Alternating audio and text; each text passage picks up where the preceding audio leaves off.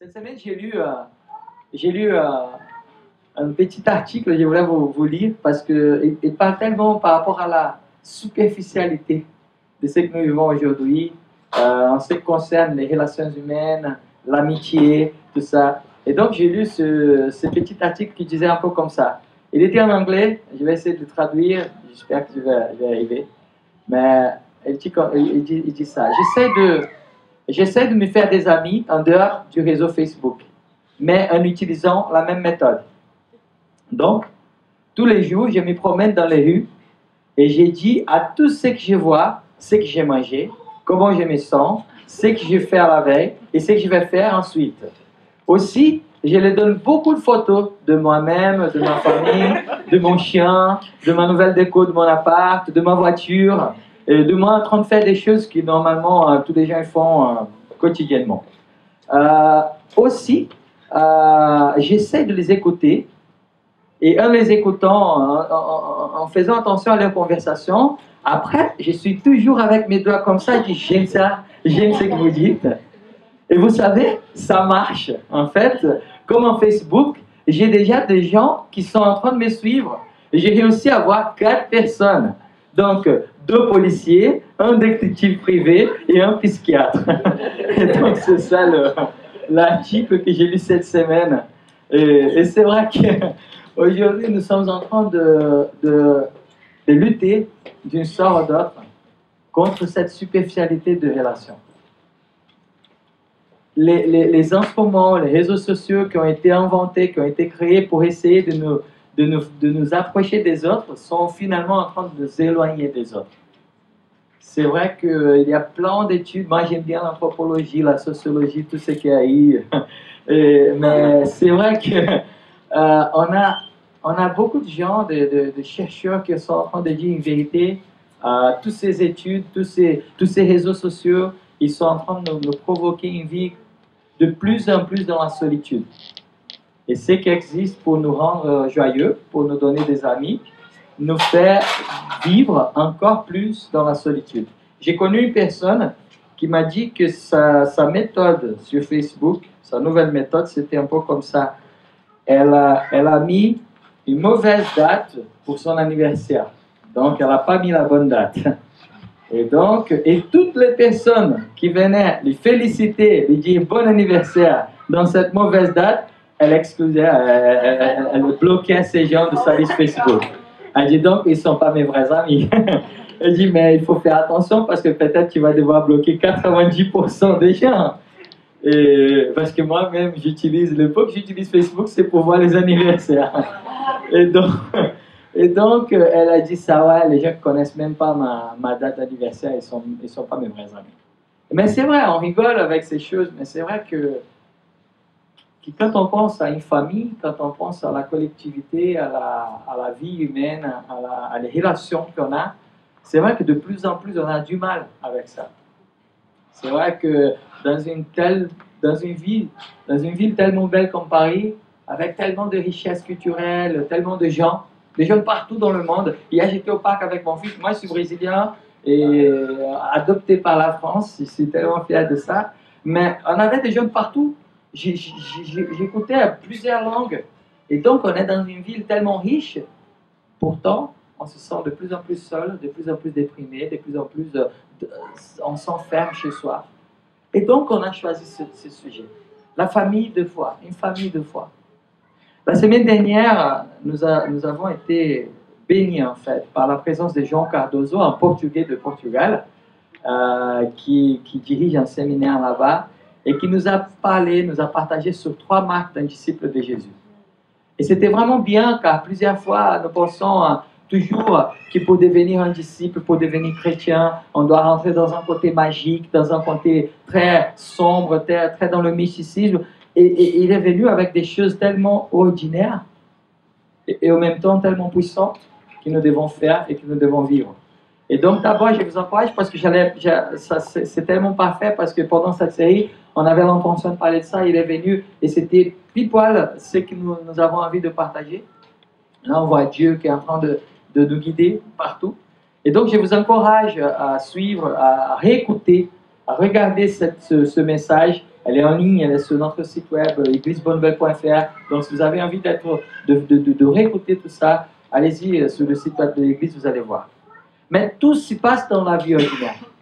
Quand on voit les grandes choses que Jésus a fait, les grandes choses qui se sont passées dans la Bible, les miracles, la transformation de l'eau en vin, la multiplication des pains et poissons, la pêche miraculeuse, tout ça qui nous aujourd'hui on croit que c'était des grands miracles, ils se sont passés avec des toutes petites choses tellement ordinaires.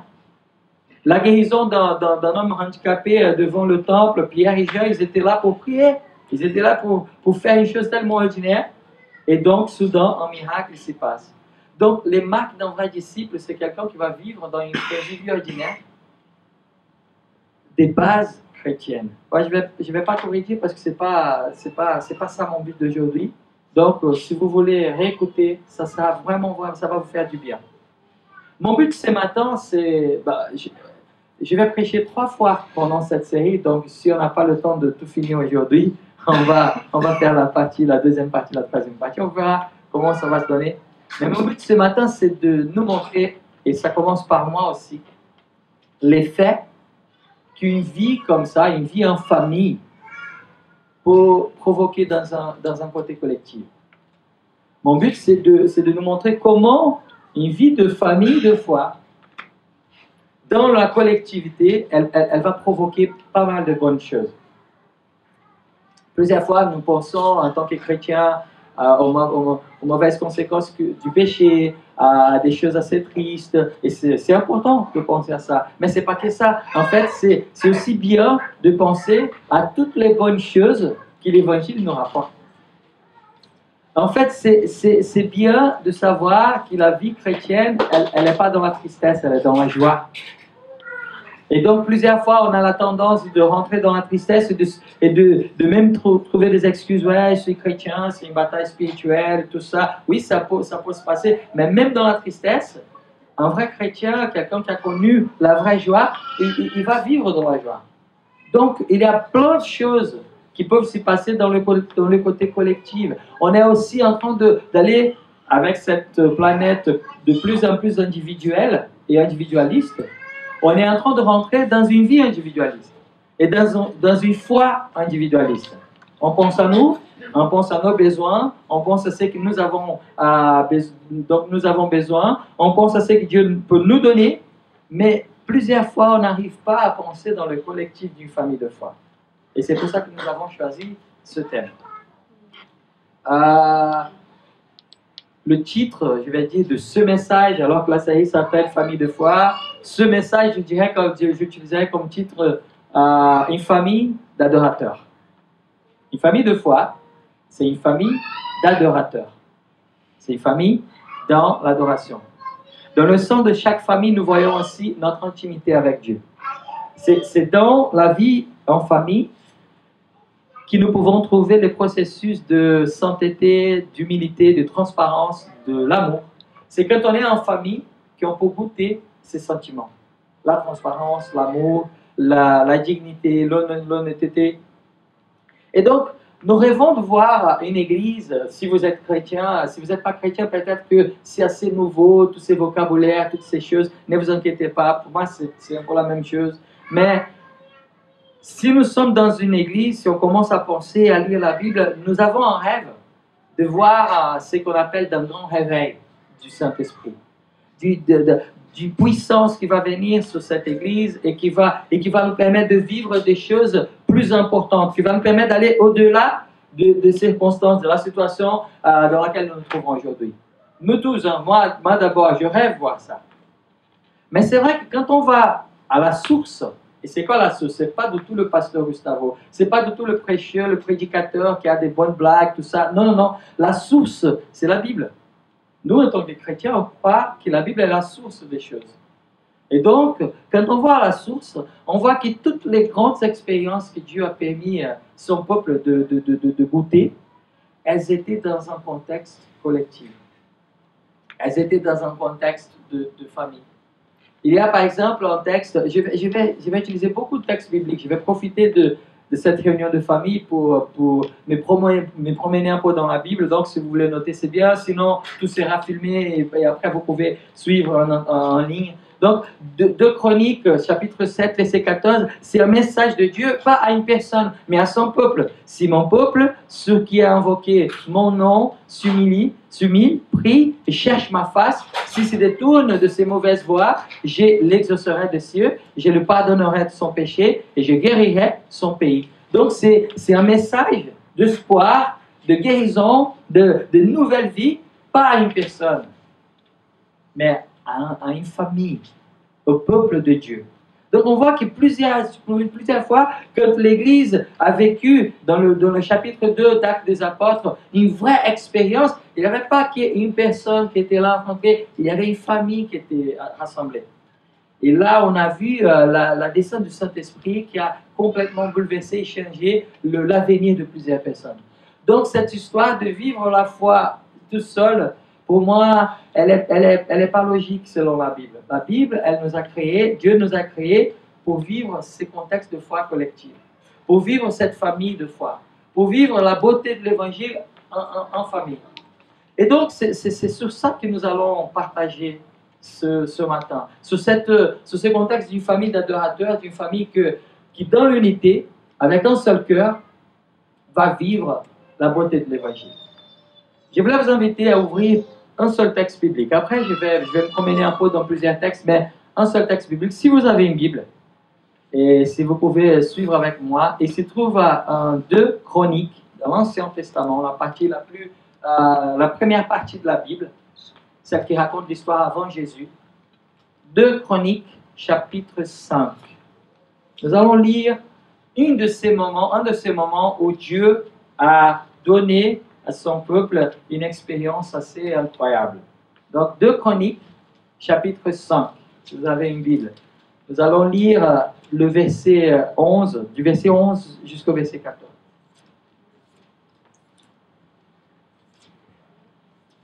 Au moment où les sacrificateurs sortirent de lieu saint, car tous les sacrificateurs présents s'étaient sanctifiés sans observer l'ordre des classes, et tous les Lévites qui étaient chantres, Asaph, Héman, Jeduthun, leurs fils et leurs frères, revêtus de bissous, se tenaient à l'orient de l'autel, avec des cymbales, des luths, des harpes, et ils avaient auprès d'eux 120 sacrificateurs sonnant des trompettes.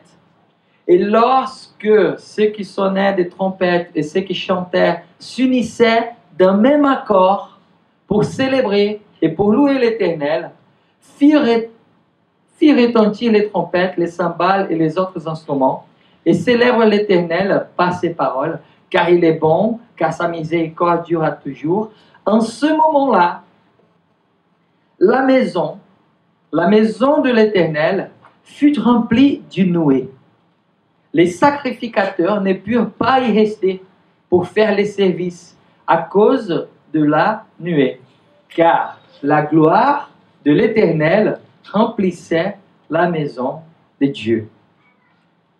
Donc, c'est un texte qu'on va essayer de comprendre un peu mieux, parce qu'il est tellement beau, il est tellement riche. Mais c'est une chose qui s'est passée dans ce qu'on appelle l'Ancien Testament, l'histoire avant Jésus, avec le peuple d'Israël.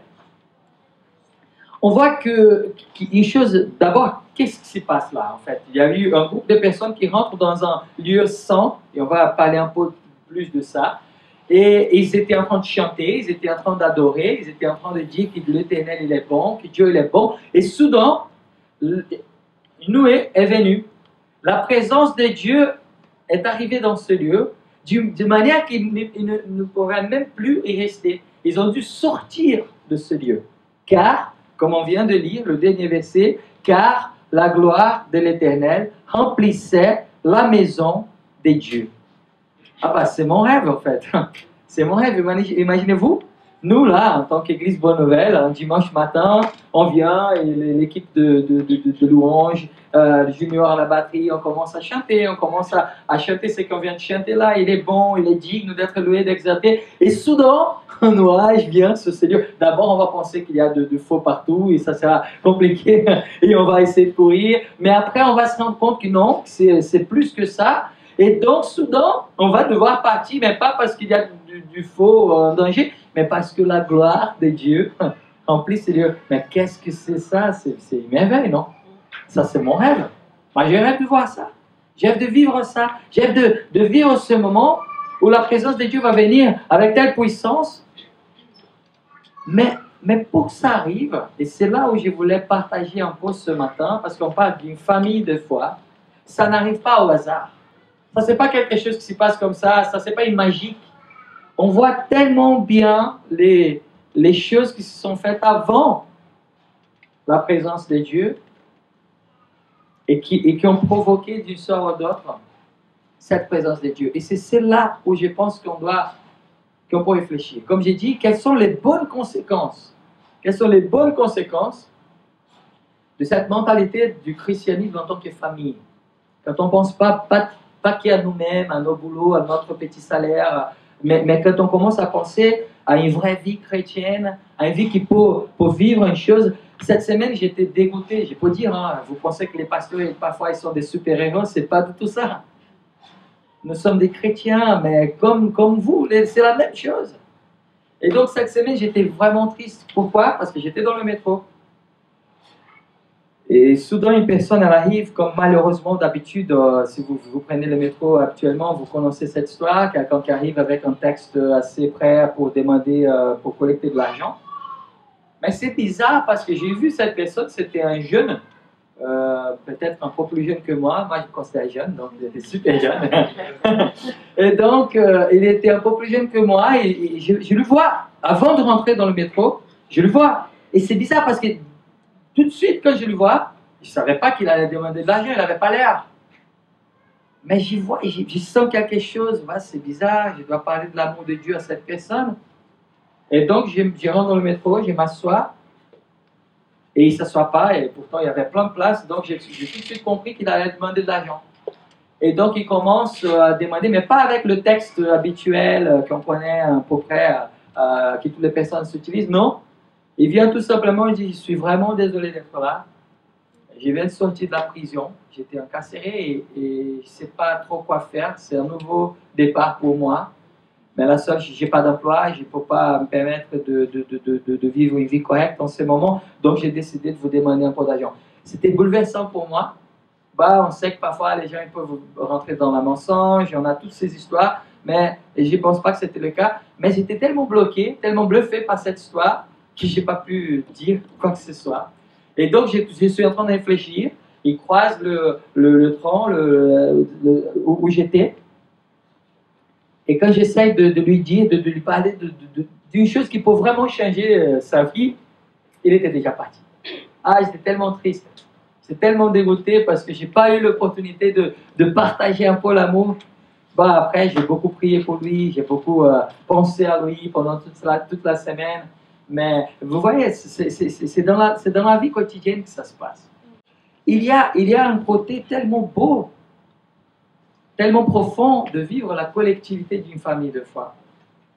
Et c'est là, en fait, le partage d'aujourd'hui. Donc, on va faire un petit panorama biblique pour bien comprendre ce texte, pour qu'on puisse arriver à cette belle conséquence. Donc d'abord, dans l'Ancien Testament, Dieu a choisi de se manifester à son peuple d'une façon très spéciale. Il faut comprendre ça. Si vous n'avez jamais lu cette histoire, c'est la nouvelle pour vous. Je vais essayer de vous expliquer un tout petit peu. On n'a pas beaucoup de temps. Mais en fait, dans le livre d'Exode, chapitre 25, verset 8, Dieu a donné un ordre à Moïse. Il a dit, ils me feront un sanctuaire, un endroit physique, et j'habiterai au milieu d'eux. Donc Dieu a demandé, a donné un ordre à Moïse de construire, de faire un sanctuaire. Et ce sanctuaire, c'était le lieu d'habitation de Dieu. C'était là où Dieu a décidé de se manifester à son peuple. Donc ça, c'est important de savoir, parce que c'est plus ou moins là où cette histoire se passe. Après, c'est une période où il était détruit, après reconstruit, on ne va pas rentrer dans les détails, mais c'est dans cette histoire de sanctuaire, de maison de Dieu, que cette histoire qu'on vient de lire se passe. Mais ce n'était pas seulement ça. Il a choisi un lieu, mais il a aussi choisi une partie de son peuple pour s'occuper de ces lieux. Une famille. Une de ces familles qui allait s'occuper des affaires du sanctuaire. Ils allaient faire le ménage, ils allaient faire la musique, ils allaient faire toutes ces histoires d'adoration, tout ça. C'était la famille, la tribu de Lévi, la famille de Lévite. Et donc, il y avait dans ces sanctuaires, il y avait une chose, un objet que Dieu a choisi pour montrer sa gloire à son peuple, qui s'appelait l'arche de l'Alliance.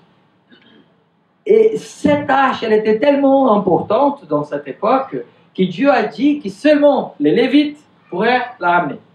Dans la Bible, on va trouver des versets pour nous montrer ça. Par exemple, en Chronique chapitre 15, alors David dit, l'arche de Dieu ne doit être portée que par les Lévites, car l'Éternel les a choisis pour porter l'arche de Dieu et pour en faire les services à toujours. Donc il y avait un endroit spécifique, il y avait même un objet qui c'était le symbole majeur de la présence de Dieu. C'était comme ça qu'il a voulu se manifester à son peuple dans l'Ancien Testament, dans ce qu'on appelle l'Ancien Testament.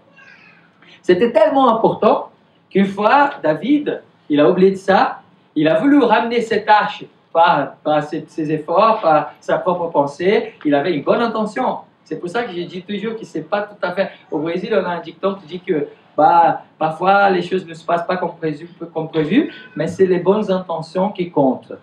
Moi, je ne suis pas d'accord avec ça. Parfois, on a beaucoup de bonnes intentions, mais ça ne marche pas du tout. Et c'était le cas de David à ce moment-là. Il a décidé de transporter l'arche, mais il n'a pas fait comme Dieu avait ordonné.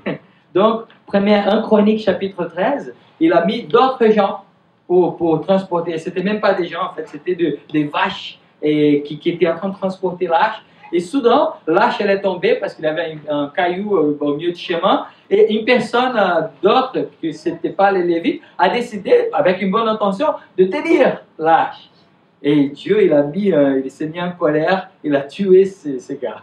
Imaginez-vous, telle profondeur de cette histoire compliquée de comprendre aujourd'hui.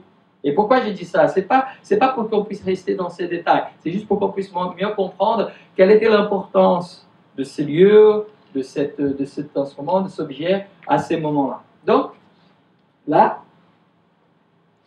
dans le texte qu'on vient de lire, on voit que tous les Lévites, tous les chanteurs, tous les sacrificateurs, ils étaient ensemble dans ces sanctuaires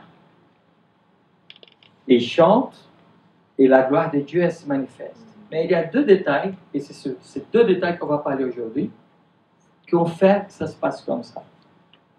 En voyant un texte, verset 11 dit, au moment où les sacrificateurs sortirent du lieu saint, c'était ce lieu où vraiment la présence de Dieu se manifestait. Et là, la première chose, car tous les sacrificateurs présents s'étaient sanctifiés, sans observer l'ordre des classes. Donc là, la première chose. Une famille d'adorateurs, une famille de foi qui comprend bien ces contextes, qui a envie de vivre les bonnes conséquences, c'est une famille d'adorateurs.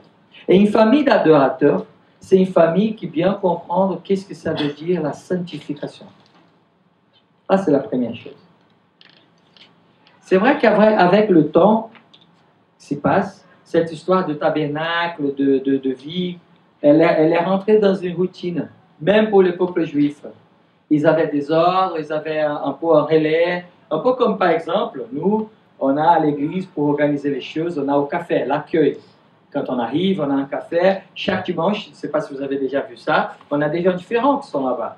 On a une personne ce dimanche qui sera différente du dimanche prochain. Donc on a un relais, on a une organisation. Et c'était un peu la même chose. La famille, elle s'est organisée en sorte que chaque jour, c'était une personne différente, tout ça. Mais au fur et à mesure, ça peut vite rentrer dans une routine, dans une chose très mécanique. Bah, j'ai fait parce que mon père m'a demandé de faire, bah, c'est ça, voilà. Comme dans des églises, hein, on peut vite rentrer dans des routines religieuses. La religion, telle qu'elle soit, n'importe quelle, toutes les religions, quand elles rentrent dans un côté religieux seulement, et je parle de toutes les religions, à commencer par la nôtre, la religion chrétienne, quand elles commencent à rentrer dans un côté trop religieux, elles commencent à se casser. Elles commencent à vivre des choses qui ne sont pas vraiment les buts. Et elles commencent à se plaindre, elles commencent à prioriser ce qui n'est pas la priorité, à ne pas prioriser ce que c'est la priorité. Et donc, ils avaient oublié de ça. Ils étaient là parce que c'était leur boulot. de chanter, de jouer, de prier même. Par contre, ce jour-là, la Bible nous dit que tous les sacrificateurs, ils se sont sanctifiés. Parce qu'à l'époque, ce n'était pas le cas. Si c'était mon tour de faire le travail, ce serait à mon tour de me sanctifier. Il y avait tout un processus de sanctification à l'époque. Mais pas tous. Bon, ce n'est pas mon frère de venir à lui, ce n'est pas lui de se sanctifier. Mais à ce jour-là, c'était différent.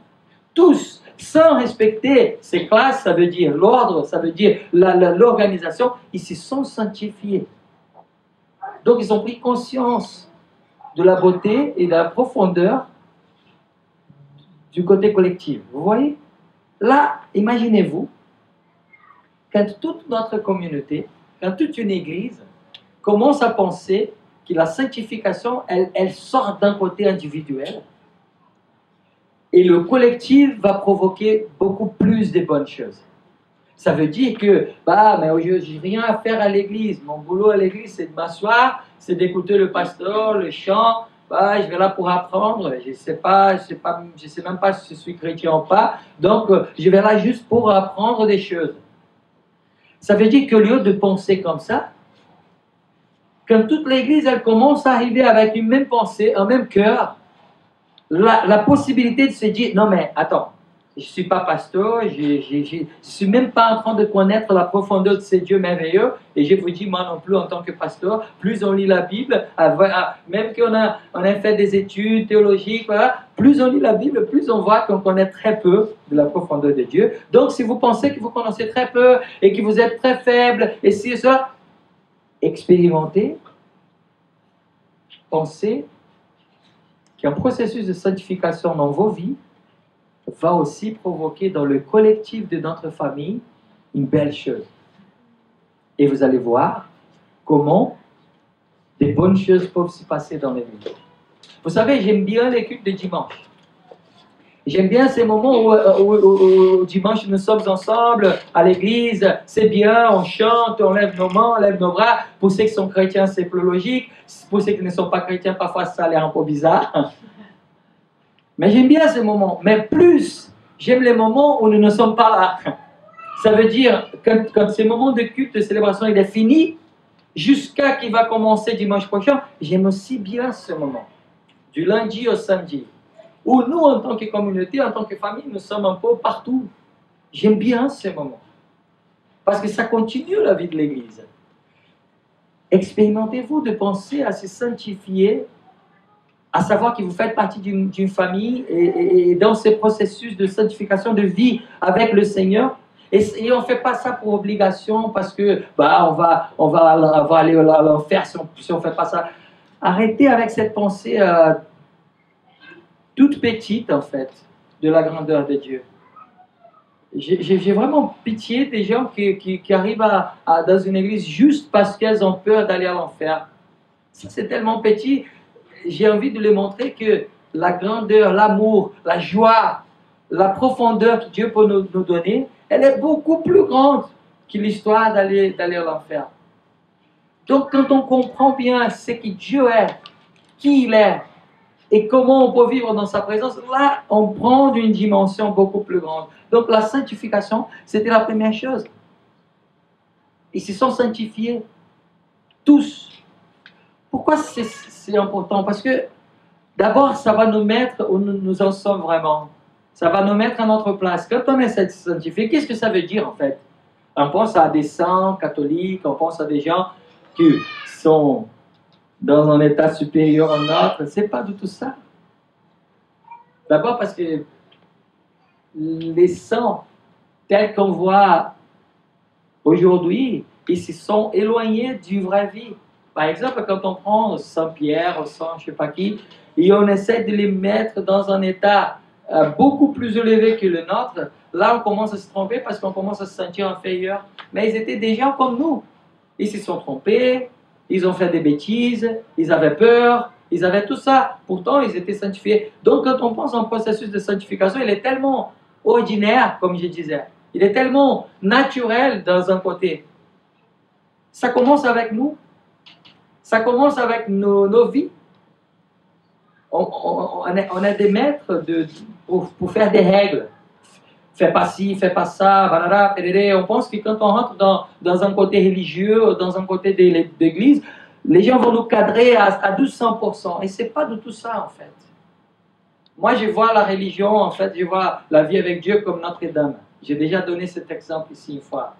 Pour moi, la partie que j'aime le plus de la cathédrale de Notre-Dame, c'est la partie du fond, en fait.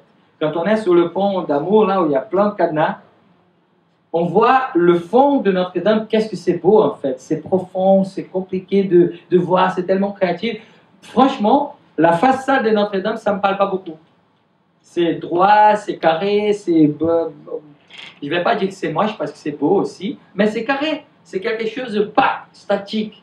Moi, je vois plusieurs fois la foi chrétienne comme ça. Quand on est dehors, on regarde quelque chose vraiment carré, vraiment droit, vraiment, bah, on va me remplir des règles, on va me remplir des choses. Mais quand on rentre, quand on voit l'intérieur, et surtout quand on est dedans et on voit ce qu'il y a au fond, on voit quelque chose de long, profond, on voit quelque chose de belle, on voit quelque chose de géant. Et là, on se dit, waouh, je ne savais pas. Je ne savais pas que ces côtés carrés et tellement droits pourraient me donner cette dimension profonde telle que je vois.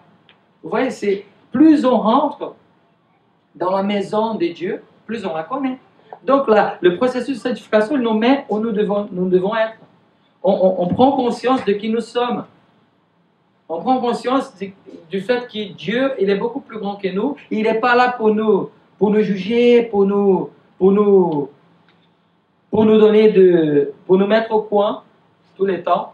Bien sûr qu'il est un juge. Je vous encourage encore une fois d'écouter le message de la semaine dernière pour bien comprendre tous ces côtés. Mais il est là pour nous aimer. C'était aussi le troisième point de la semaine dernière. Il est là pour nous aimer. Il est là pour nous dire, moi je suis le Dieu qui vous aime. Donc quand on pense à ça, on se met où nous devons être. La sanctification, elle nous fait avancer aussi. Pour moi, le salut, c'est que les chrétiens ils appellent le salut, c'est juste la porte d'entrée. Quand on rentre dans la présence de Dieu, quand on rentre dans un contexte d'église, on rentre dans le salon de séjour. Et c'est comme, imaginez-vous, quand vous rentrez chez quelqu'un, on est tout poli. On ne sait pas quoi faire, on ne demande pas un verre d'eau, on attend. On attend que la personne nous offre des choses. Mais plus on devient dans l'amitié, plus on connaît la maison, on connaît les toilettes, on connaît la salle de bain, on connaît la chambre. Si on est fatigué, si on est vraiment des bons amis, on n'ose même plus rentrer dans ma chambre. On connaît, par exemple, quand j'ai commencé à fréquenter Dalila, ma femme, j'étais tout poli dans sa maison parce qu'il y avait mon beau-père, il y avait tout un processus de politesse qu'on devait respecter. Mais au fur et à mesure, j'ai réussi à m'asseoir dans le canapé. En fait, lui, il avait un fauteuil assez dédié à lui. Et je me rappelle comme c'était juste la première fois que je me suis assise dans ce fauteuil. Là, je prends une place assez plus grande dans cette maison. Et après, j'ai eu l'accès à la télécommande, en fait, de la télé. Et donc, j'ai dit, même là, je rentre dans cette maison, ça devient plus la mienne. Et donc, c'est la même chose. La sanctification, quand on commence à s'approcher de Dieu et d'essayer de vivre tel qu'il vit, on commence à rentrer dans ses merveilles, dans la merveille de sa présence, et on commence à vivre la joie de sa présence, et on commence à vivre tout ce qu'il peut nous donner pour de vrai, pas des petites choses, mais lui-même. Et donc, on commence à être vraiment chargé, et on avance, et on avance. Et ça change le collectif. Regardez ce qui se passe grâce à un processus de sanctification individuelle. La gloire de Dieu, elle est venue. Et tout un collectif a été confronté, a pu goûter cette histoire. Ils étaient avec une seule voix, comme dit la Bible. Dans une seule voix, avec un seul cœur, ils chantaient la même chose. Et c'était pas qu'ils étaient les mêmes gens. C'était pas qu'ils pensaient carrément. Moi, je suis pasteur de cette église. David, il est pasteur de cette église. Nous deux, on a nos différences. On pense de petites choses différemment. Mais dans l'ensemble de ce que nous sommes en train de faire, il y a une unité. C'est là où on voit. On n'a pas envie de dire que le fait de devenir chrétien va nous faire devenir des robots. On va tous s'habiller pareillement, on va tous couper les cheveux de la même façon, on va tous... non! Chacun de nous a ses détails perso, a ses choses, a ses goûts personnels. On garde notre individualité. Mais on commence à vivre un processus collectif d'une dimension beaucoup plus grande que celle qu'on n'avait jamais vécue. Vous voyez la profondeur de pensée que votre action, votre processus de sanctification peut provoquer quelque chose de beaucoup plus grand dans un ensemble. Je ne sais pas si vous avez déjà pensé à ça, mais c'est comme ça que ça se passe.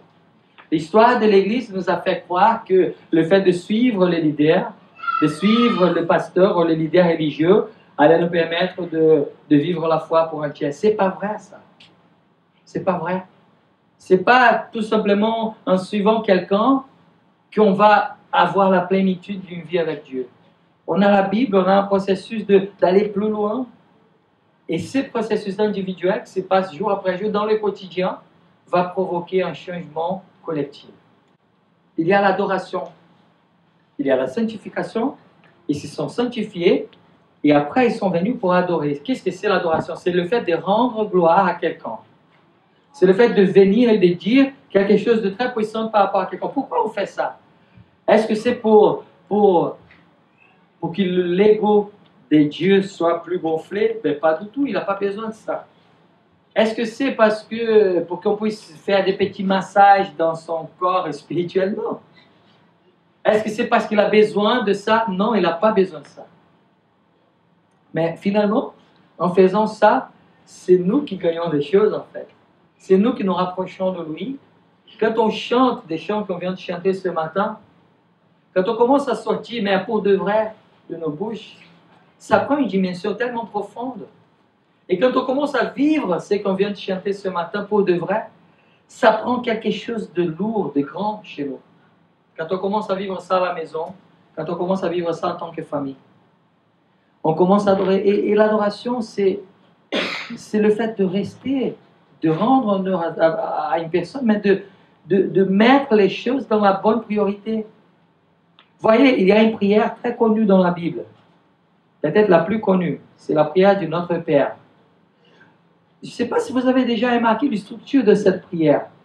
Ce n'est pas comme vous priez. Cette prière, elle n'était pas écrite pour qu'on puisse la voir par cœur sans réfléchir à ce contenu. Ce n'est pas ça le but.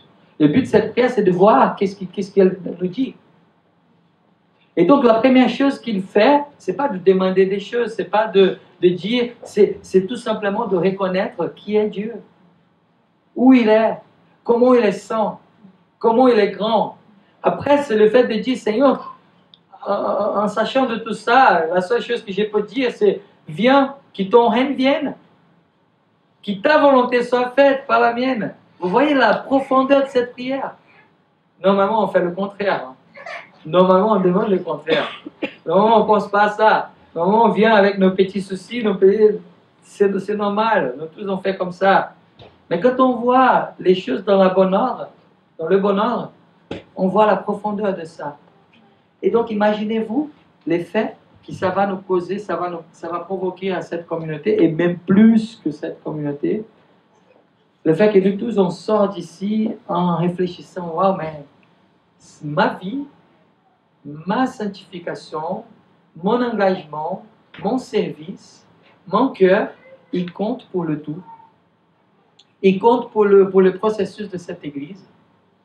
La façon avec laquelle je vis va compter pour le témoignage, pas la réputation vraiment, mais aussi, mais pour la grandeur, pour la présence de Dieu qui va se manifester dans cette Église. C'est pour ça qu'on est en train d'investir dans des cours de membres, pas pour dire, bah, vous devez être carré, non, mais pour nous dire, pour nous montrer qu'en tant que famille, nous avons des choses ensemble, nous avons une même ligne, nous avons une même direction, nous avons des rêves qu'on a envie de rêver. Vous voyez, c'est quelque chose qui va au-delà de l'individualité, mais qui commence avec nous, qui va passer au-delà de cette cave, de cette belle salle de théâtre, qui va arriver en semaine. C'est un vrai changement de vie. Et le plus beau, et c'est là où on va finir dans l'application, de comment on peut faire ça en fait. Parce que c'est tellement difficile, tout ce que tu nous racontes, Gustavo. Je ne suis même pas sûr si je crois que Dieu existe ou pas. La Bible, elle me dit, le psaume 37, il dit, fais de l'Éternel tes délices, et il te donnera ce que ton cœur désire. Ce n'est pas le contraire. Demande ce que ton cœur désire, qu'après il va te donner ses délices. Ce n'est pas ça. L'ordre, c'est fais de l'Éternel tes délices, il te donnera ce que ton cœur désire. Après, le psaume chapitre 1, il me dit que l'homme qui est heureux trouve son plaisir dans la loi de l'Éternel. Il la médite jour et nuit. Et après, il va donner des exemples de qu'est-ce que cet homme il devient. Il est comme un arbre qui, dans la bonne saison, va donner du fruit et tout ce qu'elle donne ne meurt pas. Donc, quel est notre but? Notre but, c'est tout simplement de dire, Seigneur, j'ai ma vie. J'essaie de la régler plus ou moins correctement, peut-être, j'espère. Mais je voudrais, comme dans la prière de notre Père, je voudrais essayer de faire autrement. Au lieu de donner des ordres, au lieu de te dire mes petits mimes, mes petites choses, mes petits caprices que j'ai envie d'accomplir, je ne dis pas que ça ne soit pas important. Je ne dis pas que nos rêves ne soient pas importants. Pas du tout. Mais au lieu de venir avec toutes ces petites choses, d'abord je vais essayer de venir en disant, Seigneur, je veux croire que tu es plus grand que moi. Je veux croire que tu peux plus que moi. Je veux croire que tu comprends plus de ma vie que moi-même. Et donc, je voulais te dire et te donner la conduite de ce petit bateau, de cette petite voiture. Essayez de faire ça. Essayez de l'individualité, dans l'individualité. Et ça, ce n'est pas une histoire d'être chrétien ou ne pas être chrétien. Ça, c'est une histoire pour nous tous. Parce que plusieurs fois, les chrétiens qui deviennent un peu religieux, ils oublient de faire ça. Ils sont plutôt dans la religion, mais pas dans une vie pour de vrai, mais pas dans une vie qui a le courage de dire, Seigneur, je suis dégoûté, je suis déprimé, je ne sais pas quoi faire, mais je vais essayer de te mettre en premier, de te mettre en avance. Donc, essayez de penser à ça. Et tous ces processus d'adoration, de sanctification, ils passent par nous, en fait. Essayez de penser que dans votre individualité, le débordement de ça va provoquer beaucoup de choses dans la collectivité de notre Église. Et même plus. Parce que si vous faites partie d'une famille de foi, cette famille, elle est avec vous, où vous êtes. Parfois, on pense que l'évangélisation, ce mot qu'on entend souvent dans des églises, doit être faite par des textes, des petits papiers qu'on doit donner aux gens. Oui, on a plein de choses qu'on peut faire, mais l'évangélisation telle que la Bible elle nous dit, elle est simple. Elle commence par ce que nous vivons. Quelle est ma vie en fait? Qu'est-ce que je montre sans rien dire? Qu'est-ce que je suis en train de dire sans rien parler? Elle est dans mon boulot.